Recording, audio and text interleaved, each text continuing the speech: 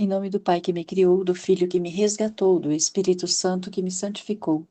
Divina vontade reina na minha vontade. Ó minha mãe, eu te amo e tu me amas. Dai-me um gole da vontade divina à minha alma. Me abençoa, mãe, para que todas as minhas ações sejam feitas diante dos vossos olhos maternais. Amém. Suprema Majestade, eu venho em sua divina vontade, em nome de todos, do primeiro ao último homem que existirá na terra, para dar a ti as homenagens que tendes direito, as adorações, os louvores, o amor, as reparações por todos e por cada pecado. Venho, Senhor, na sua divina vontade. Dou-te a minha vontade humana por meio do Imaculado Coração de Maria, que possui todos os dons e os frutos da divina vontade. Dai-me, Senhor, então, a tua divina vontade. Vem, ó divina vontade, nesta ação que eu estou a fazer, e em todas as ações que eu farei durante este dia. Amém, fiat. Vinde, Espírito Santo, vinde por meio da poderosa intercessão do Imaculado Coração de Maria, vossa amadíssima esposa e nossa mãe. Amém. Continuando a leitura do Livro do Céu, volume 7, capítulo 28. 8 de julho de 1906. Jesus a atrai para ele com uma luz. Continua quase sempre o mesmo. Só sinto um pouco mais de vigor. Que Deus seja sempre bendito. Tudo é pouco por seu amor.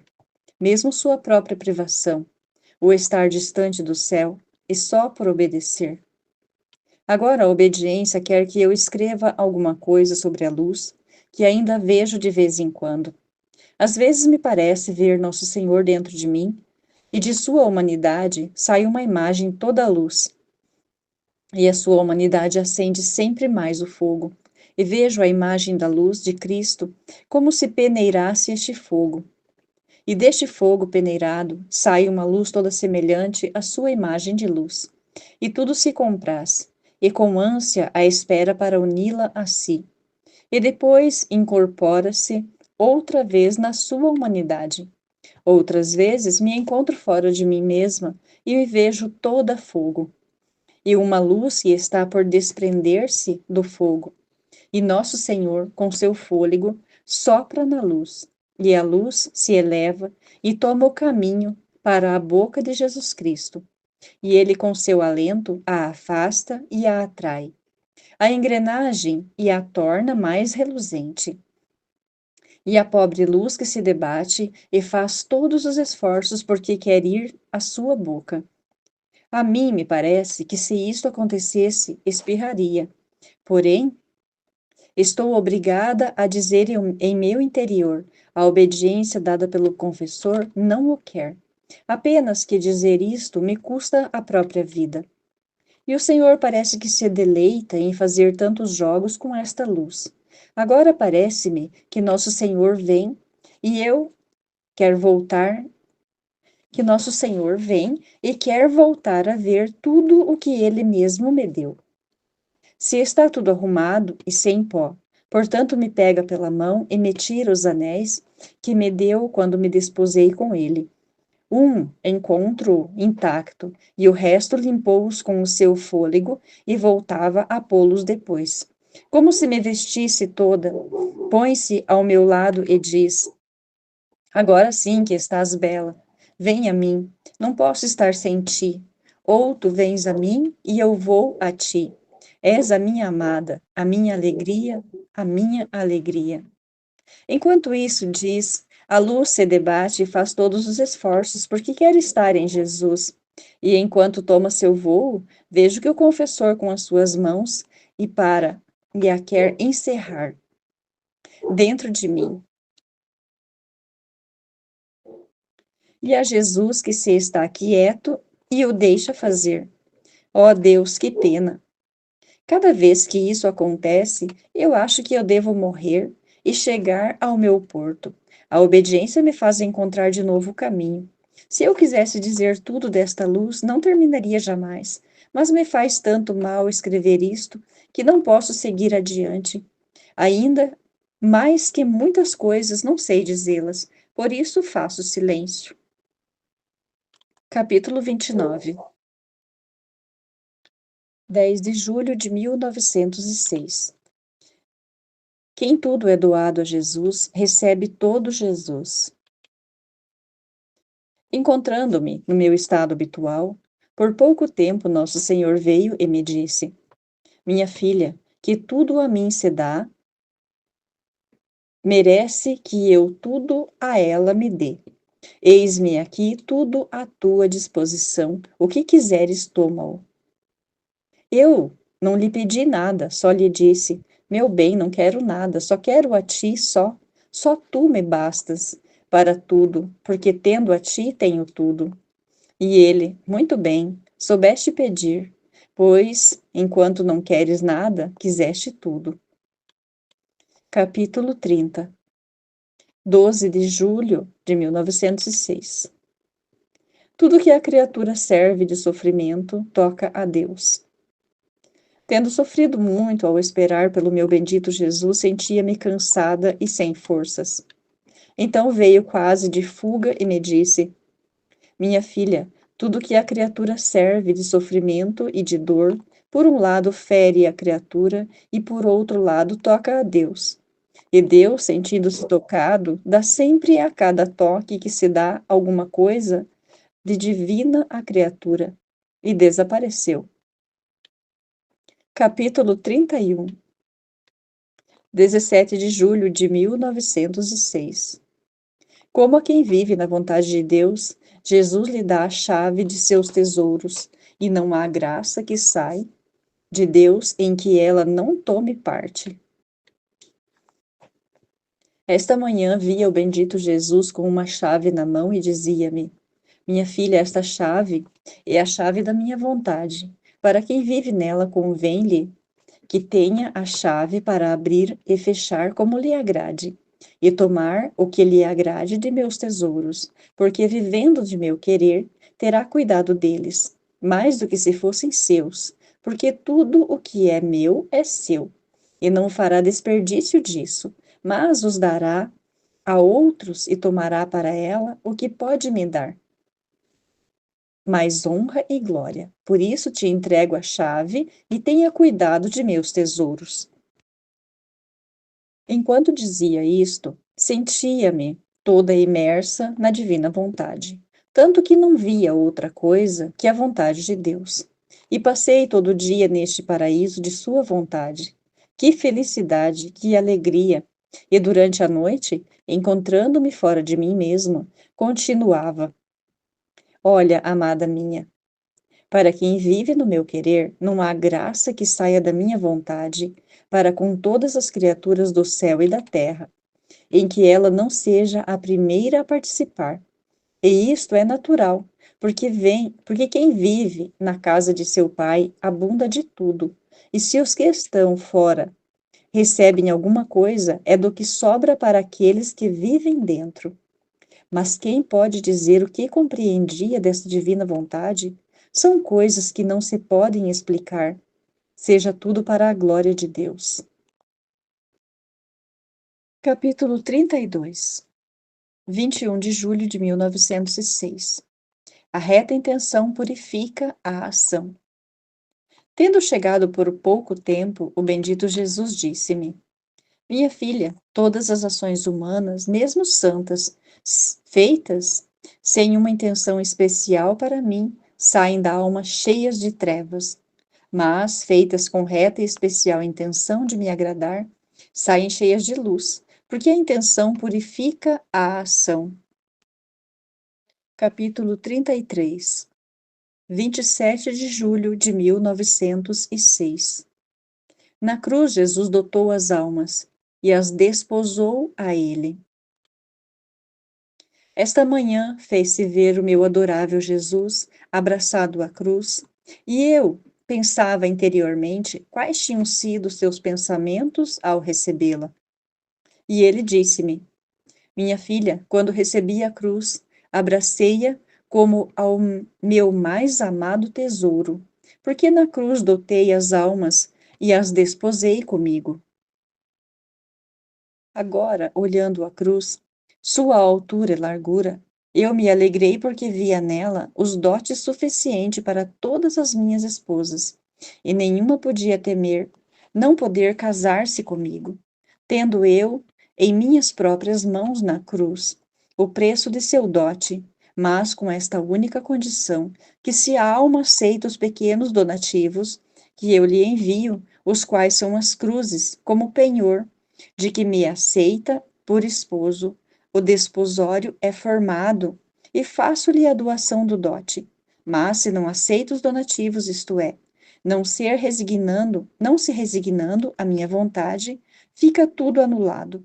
E apesar de que eu quero dotá-la, não posso, porque para formar um esponsal se necessita também a vontade de ambas partes, e a alma não aceitando os donativos significa que não quer aceitar o noivado. Capítulo 34, 28 de julho de 1906. Audácia da alma. Jesus a defende. Continuando meu habitual estado, por breve tempo veio o bendito Jesus, e eu, assim que o vi, o detive e o abracei, mas tão forte como se quisesse encerrá-lo em meu coração.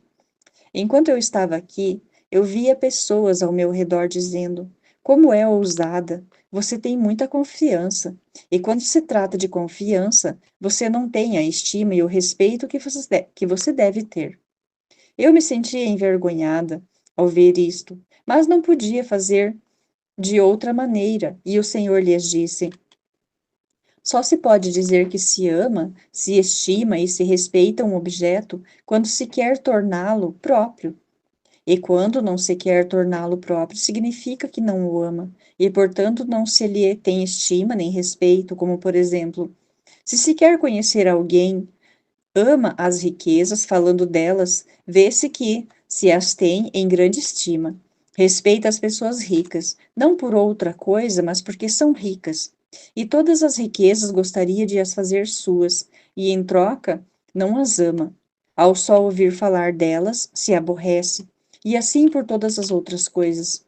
Então, em vez de criticá-la, merece elogios, e se me quer fazer seu significa que me ama, me estima e me respeita.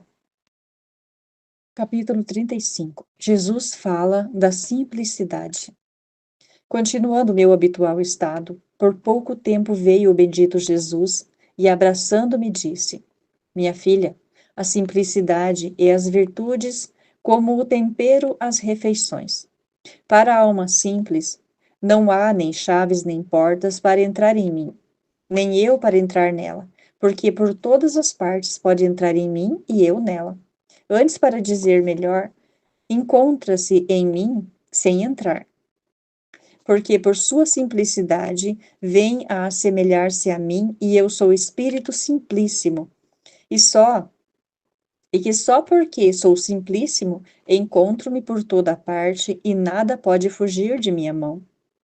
A alma simples é como a luz do sol, que apesar de qualquer névoa ou de que seus raios passam por qualquer imundície, permanece sempre luz, e dá luz a todos, mas jamais se muda. Assim a alma simples, qualquer mortificação ou desgosto que possa receber, não cessa de ser luz para si mesma e para aqueles que a mortificaram. E se vê coisas más, ela não fica manchada, fica sempre luz. Nem jamais se muda, porque a simplicidade é a virtude que mais se assemelha ao ser divino. E só por esta virtude se vem a participar das outras qualidades divinas. E só na alma simples não há impedimentos, nem obstáculos para que entre a operar a graça divina. Porque sendo luz uma e luz a outra, facilmente luz se une, transforma-se na outra luz. Mas quem pode dizer o que compreendia dessa simplicidade? Sinto em minha mente como um mar, que apenas posso manifestar umas gotinhas deste mar, e desconectadas entre elas, graças a Deus. Capítulo 36. 8 de agosto de 1906. Como é necessário correr sem parar jamais. Esta manhã, estando muito cansada por sua privação, Assim que veio o bendito Jesus me disse: Minha filha, para a criatura alcançar seu ponto central, é necessário correr sempre, sem jamais deter-se, porque correndo se faz mais fácil o caminho, e conforme caminha, lhe será manifestado o ponto onde deve chegar para encontrar seu centro, e ao longo do caminho lhe será fornecida a graça necessária para o caminho, e ajudará pela graça, não sentirá o peso da fadiga nem da vida. Tudo o contrário, para aquele que caminha e se detém, já que só parando sentirá o cansaço dos passos que deu. Perderá o impulso em seguir o caminho, e não caminhando, não poderá ver o seu ponto final, que é um sumo bem, e não ficará cativado. A graça, não o vendo correr, não se dará em vão, e a vida se tornará insuportável, porque o nada fazer produzir tédio e aborrecimento. Capítulo 37. 10 de agosto de 1906. Um contentamento a menos na terra é um paraíso a mais no céu. Continuando meu estado habitual, assim que vi o bendito Jesus me disse: Minha filha, por quantos mínimos prazeres a alma se priva nesta vida, por meu amor, outros tantos paraísos demais lhe darei na outra vida. Assim que um contento de menos aqui é um paraíso de mais além. Imagina um pouco quantas privações tiveste tu nestes 20 anos de cama por minha causa, e quantos paraísos demais eu te darei no céu. E eu, ao ouvir isto, disse: Meu bem, o que dizes? Eu me sinto honrada e quase devo- devedora de ti, porque me dás a ocasião de poder privar-me por amor teu, e me dizes que me darás outros tantos paraísos? E ele adicionou: E é exatamente assim. Graças a Deus.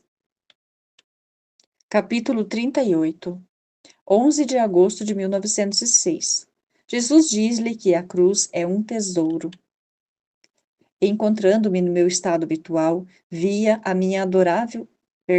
o meu adorável Jesus com uma cruz na mão, todo cheia de pérolas brancas, e fazendo-me dom dela, apoiava-a sobre o meu peito.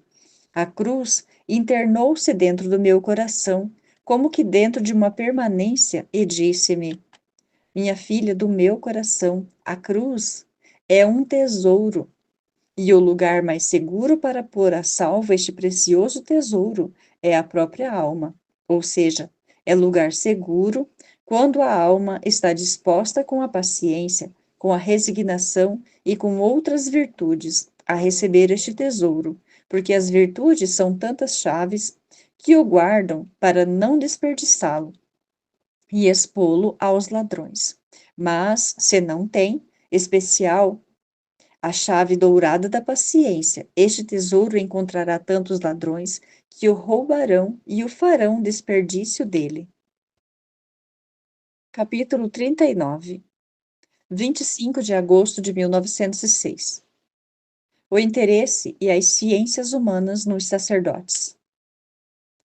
Esta manhã, encontrando-me fora de mim mesma, parecia-me ver sacerdotes prelados, atentos ao interesse e às ciências humanas, que não são necessários para o seu estado, acrescentando a isto um espírito de rebelião às autoridades superiores. Nosso Senhor, muito aflito, me disse: Minha filha, o interesse às ciências humanas e tudo que ao sacerdote não lhe pertence, forma-lhe uma segunda natureza, enlameada e putrefacta. E as obras que saem destes, mesmo santas, provocam-me náuseas, pela peste que exalam, tanto que me são intoleráveis. Reza e repare-me nessas ofensas, porque não posso mais. Capítulo 40. 2 de setembro de 1906. Luísa quer fazer contas com Jesus. Ele diz que é sua pequena filha. Devia receber esta manhã a comunhão. Estava preparada para fazer o dia de retiro, isto é, preparar-me para a morte. E depois de recebida a comunhão, ia dizer a Jesus bendito: façamos agora as contas, para não deixá-las para o último momento da vida. Eu mesma não sei como me encontro, não faço nenhuma reflexão sobre mim mesma. E não refletindo, não sei como estou. E, portanto, não sinto nem temores, nem escrúpulos, nem agitações. Enquanto eu vejo e ouço que os outros, muito mais bons do que eu, e mesmo nas mesmas vidas dos santos que leio, todos fazem reflexões sobre si mesmos, se são frios ou quentes, se tentados ou tranquilos, se confessam bem ou mal, e quase todos estavam tímidos, agitados e escrupulosos. Mas toda a minha atenção está em te amar e em não te ofender. O resto não o tomo em conta para nada. Parece que não tenho tempo de pensar em outra coisa. E se me esforço em fazê-lo, uma voz interna me sacode, me responde e diz: quer perder tempo? Preste atenção em fazer suas coisas com Deus. Por isso eu mesma não sei em que estado me encontro, se fria, se árida, se quente. E se alguém me pedisse contas, eu não saberia dá-las. Eu creio que erraria. Por isso façamos agora as contas, a fim de que possa remediar a tudo. Depois de havê-lo rogado e voltado a rogar-me, disse: minha filha, eu tenho-te sempre sobre meus joelhos, tão apertada que não te dou tempo de passar em ti mesma, de pensar em ti mesma. Tenho-te como um pai pode ter seu filho pequeno sobre seus joelhos. E agora lhe dá um beijo, agora uma carícia, agora lhe dá com as suas mãos o alimento. Agora, se o pequeno filho inadvertidamente se suja, o pai o limpa. Mas se o pai está aflito, o pequeno o consola, enxuga-lhe as lágrimas. Se o pai está irritado, o pequeno o acalma. Em suma, o pai é a vida do pequeno, e este nenhum pensamento toma de si mesmo. Nem se deve comer, nem se mancha, nem se deve vestir-se, nem sequer se deve dormir, porque o pai, fazendo com seus braços, um braço o arrulha para fazê-lo dormir, e o faz dormir em seu próprio seio, e o pequeno é todo o alívio e a vida do pai. Enquanto os outros filhos grandes prestam atenção em arrumar a casa, em lavar-se sozinhos e em todos os demais afazeres. Assim faço eu contigo, como a uma filha pequena que tenho sobre meus joelhos, tão intimamente unida a mim, que não te deixo sentir a ti mesma. E eu penso que me ocupo de tudo, em limpar-te se estás manchada, em alimentar-te se tens necessidade de alimento. Em suma, tudo o prevejo desde antes, de modo que você mesma não adverte suas necessidades. E com ter-te estreitada intimamente a mim é uma graça que te faço, porque assim te livra de muitos e muitos defeitos, enquanto que se tivesse o pensamento de ti mesma, em quantos defeitos terias caído? Por isso, pense em fazer seu ofício para mim, o de filha pequena, e não pense mais em nada. Capítulo 41, 11 de setembro de 1906. Tudo que é feito para a glória de Deus fica obscurecido. Perdão, tudo que não é feito para a glória de Deus fica obscurecido. Encontrando-me fora de mim mesma, encontrei o menino Jesus nos braços, no meio de muitas pessoas, e ele me disse: minha filha, todas as obras, palavras e pensamentos das criaturas devem ser selados com a marca Gloriam Dei, Gloriam Dei. E tudo o que não está selado com esta marca fica obscurecido e como sepultado em trevas, manchado, sem valor algum, de maneira que a criatura não faz outra coisa senão fazer sair de si mesma trevas e coisas abomináveis. Porque a criatura que não opera para a glória de Deus se afasta da finalidade para a qual foi criada. Fica como separada de Deus, abandonada a si mesma. Só Deus é luz. E só por Deus as ações humanas adquirem valor. Então, por que se maravilhar de que a criatura não trabalhando para a glória de Deus, fique sepultada em suas próprias trevas, e não adquira nada com as suas fadigas, antes que acumule graves dívidas. Com grande amargura, víamos toda aquela gente como sepultada em trevas. Então eu, para distrair o bendito Jesus daquela amargura, abraçava-o e beijava-o e dizia-lhe como se quisesse brincar com ele. Juntamente comigo, dou tal poder à oração desta alma de lhe conceder o que me pede. Mas ele não me dava atenção, e eu, querendo obrigá-lo a repetir o que havia dito, repetia os beijos, os abraços e repetia: Dize, dize comigo as palavras ditas antes. Insisti tanto que me parecia que ele as havia dito, e me encontrei em mim mesma, me assombrando de minha audácia e loucura, e me envergonhando de mim mesma. Capítulo 42, 12 de setembro de 1906. Onde Deus não está, não pode haver nem firmeza, nem verdadeiro bem. Estava pensando em meu estado, em que tudo parece paz, amor, que nada me perturba, que tudo é bom, nada é pecado, e dizia entre mim: o que será no ponto, se no ponto de minha morte se muda a cena e verei todo o contrário, isto é, de todas as coisas me turbarão, e tudo o que fiz foi uma cadeia de males? Enquanto pensava isto, disse-me: minha filha, parece que queres perturbar-te à força e tirar-me o meu contínuo repouso em ti.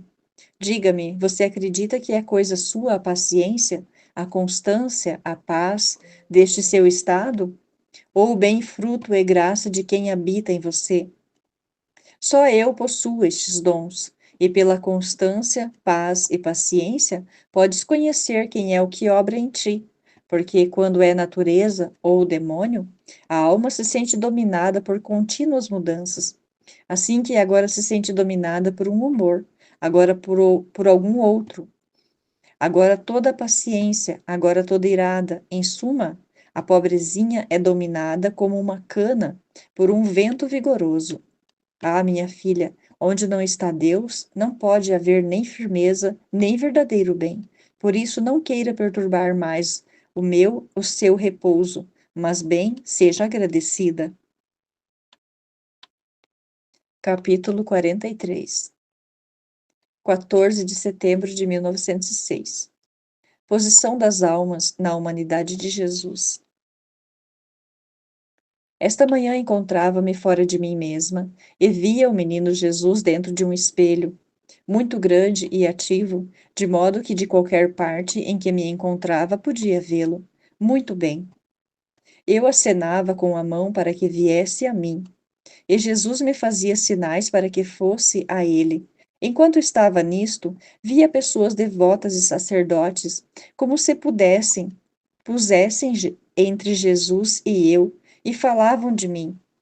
Eu não lhes prestava atenção, meu olhar era meu doce Jesus, mas ele saiu apressadamente de dentro do espelho e queria dominar aqueles que murmuravam, dizendo: que nenhum me toque, porque tocando a quem me ama, me sinto mais ofendido que se me tocassem a mim diretamente. E vos farei ver como sei tomar a defesa de quem tudo cedeu a mim e de sua inocência. E com um braço me apertava e com o outro ameaçava aqueles. E a mim nada me importava que falassem mal de mim. Só me desgostava que ele o quisesse castigar e lhe disse: doce vida minha, não quero que nenhum sofra por minha causa. E por isso saberei que me amas, se te acalmas e não os castigas. De outra maneira ficarei descontente. Assim parece que se acalmou e me afastou daquela gente, me conduzindo em mim.